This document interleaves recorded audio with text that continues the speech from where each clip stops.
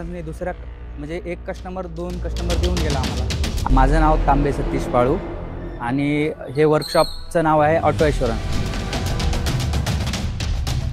तर सगळ्यात अगोदर गाडी आल्यानंतर आम्ही गाडीचं कस्टमरला विचारतो की सर आपल्या गाडीचं काय करायचं आहे. तर सर कस्टमरांनी सांगितलं सर्व्हिस करायचं आहे. तर सर्व्हिस करायचं तर सर्व्हिसमध्ये किती कंटेंट आहेत, engine oil, oil filter, air filter, AC filter, caliper grease, screen oil, distil water, PMS म्हणजे हा काम करण्याचा जो मेंटेनन्स चार्जेस असतो, ब्रेक क्लिनिंग, ह्या सगळ्या गोष्टी ओव्हरऑल कस्टमरला आम्ही समजून सांगतो. सर एवढं आहे की आपली हॅचबॅक गाडीला एवढे पैसे लागतील.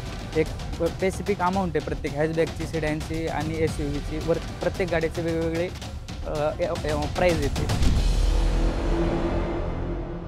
युवांचं ज्यावेळेस म्हणजे ते टीमचे सर आले माझ्याकडं, त्यांनी मला सांगितलं की सर असं आहे.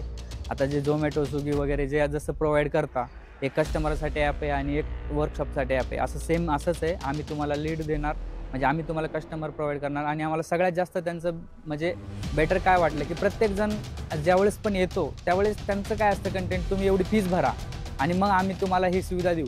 पण ह्यांनी काय सांगितलं, सर तुम्ही आम्हाला फीस देऊ नका. तर सेम युवांचे पण जे आहे ना, त्यांचे आणि आमचे विचार सेम आहेत हे असं आम्हाला वाटलं, म्हणून आम्ही त्यांच्याशी टायअप केलं.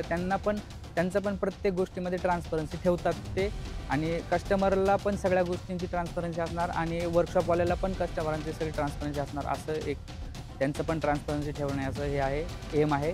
कुठल्या गाडीचे किती पैसे होणार, काय होणार, कस्टमरसाठी पण बरोबर सगळं सिस्टमॅटिक ते ॲप वाटलं, म्हणून आम्ही त्यांच्याशी टाईप करायचं ठरवलं. जर तुम्ही युहांगशी जोडलेले आहात तर तुम्ही तुमची गाडी सेफ हँडमध्ये दिली आहे असं समजू शकता.